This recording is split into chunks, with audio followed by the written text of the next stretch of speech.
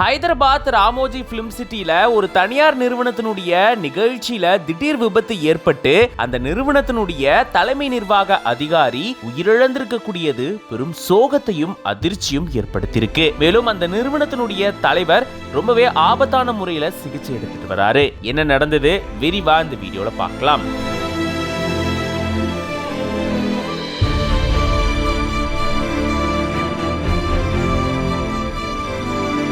அமெரிக்காவை தலைமையிடமா கொண்டு இயங்கிட்டு வரக்கூடிய விஸ்டெக்ஸ் அப்படின்ற நிறுவனத்தை நடத்திட்டு வராரு விஸ்வநாத் ராஜு தல்தா அப்படின்றவரு.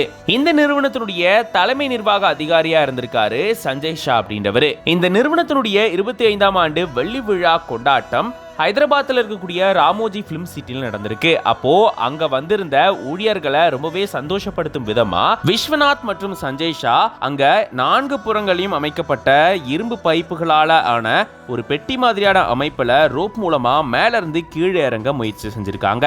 அப்ப எதிர்பாராத விதமா ஒரு ரோப் அருந்து விழுந்ததா சொல்லப்படுது. இதுல 2 பேரும் கீழே விழுந்து காயமடைஞ்ச நிலையில உடனடியா தனியார் மருத்துவமனையில சிகிச்சைக்காக சேர்க்கப்பட்டிருக்காங்க. ஆனா சிகிச்சை பலன் இல்லாம சஞ்சய் ஷா உயிரிழந்ததா சொல்லப்படுது.